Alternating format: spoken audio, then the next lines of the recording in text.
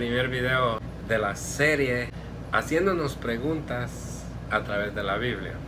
Pues la primera pregunta está en el capítulo 6 y 7 de Génesis. ¿Cuántos animales el Señor le dijo a Noé que entraran al arca? ¿Entraron 2 parejas? Una de animales limpios y una de animales no limpios al arca, ¿o entraron más? En el capítulo 6, en el verso 19, de toda carne, 2 de cada especie meterás al arca, para que tengan vida contigo. Macho y hembra serán, de las aves según su especie, de las bestias según su especie, y de todo reptil de la tierra según su especie. 2 de cada especie entrarán contigo para que tengan vida. Moviéndonos ya al capítulo 7, dijo luego Jehová a Noé: entra tú y tu casa en el arca, porque a ti he visto justo delante de mí en esta generación.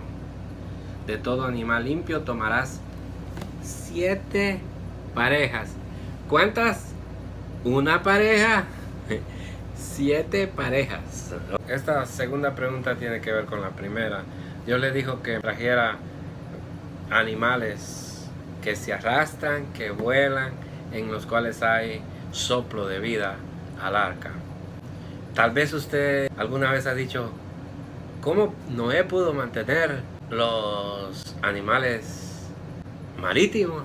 ¿O esos quedaron excluidos? Le dijo Dios que llevara animales marítimos, tienen aliento de vida. En lo que leímos, encontró que hablara de los peces, los tiburones y todo lo que se encuentra en el mar.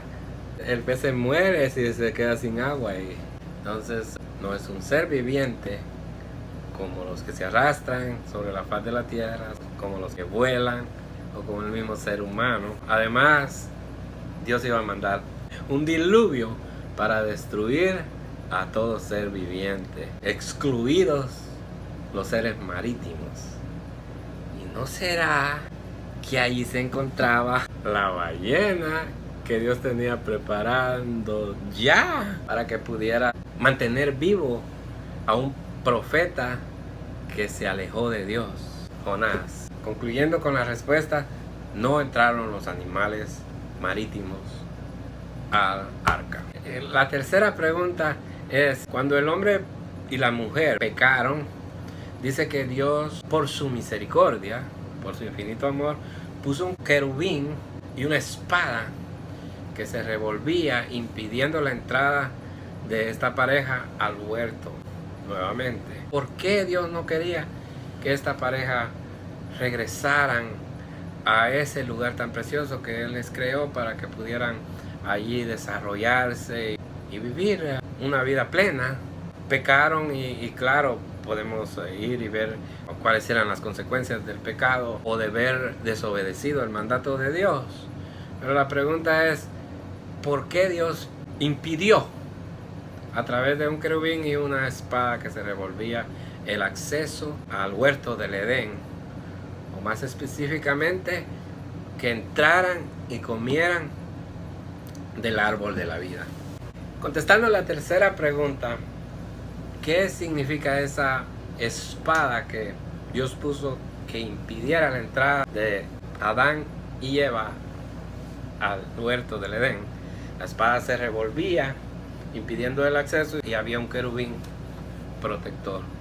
Si nosotros vamos a Efesios capítulo 6, dice que la espada del Espíritu es la palabra de Dios. En el versículo 10 del capítulo 6 de Efesios dice la palabra de Dios: por lo demás, hermanos míos, fortaleceos en el Señor y en el poder de su fuerza, vestidos de toda la armadura de Dios, para que podáis estar firmes contra las acechanzas del diablo. Porque no tenemos lucha contra sangre y carne, sino contra principados, contra potestades, contra los gobernadores de las tinieblas de este siglo, contra huestes espirituales de maldad en las regiones celestes. Por tanto, tomad toda la armadura de Dios para que podáis resistir en el día malo. Y habiendo acabado esto, estad firmes, Estad pues firmes, vestidos vuestros lomos con la verdad y vestidos con la coraza de justicia. Y calzaos vuestros pies con el apresto del evangelio de la paz. Sobre todo tomad el escudo de la fe, con que podáis apagar todos los dardos de fuego del maligno, y tomad el yelmo de la salvación y la espada del Espíritu, que es la palabra de Dios. Entonces Dios, la espada del Espíritu, la palabra de Dios, estaba guardando el acceso a la primera pareja, porque si ellos entraban en la condición de pecado, iban a comer del árbol de la vida, iban a alcanzar la eternidad, pero en una condición pecaminosa. Pero Dios tenía un plan de salvación, y era redimirlos a través de esa misma espada que se revolvía, pero no como una espada que venía a herirles, sino más bien a sanarles, porque el Señor Jesucristo vino a salvar lo que se había perdido. El Edén, el paraíso, se perdió, pero el Señor Jesucristo vino a restaurarlo, a restaurar todas las cosas. Así es que la palabra de Dios estaba ahí guardando el acceso, porque tenía misericordia de ellos, como la tiene de mí y como la tiene de ti. Que no podemos entrar a la presencia de Dios sucios, sino limpios. Y el único que nos limpia es Dios mismo, a través de su palabra.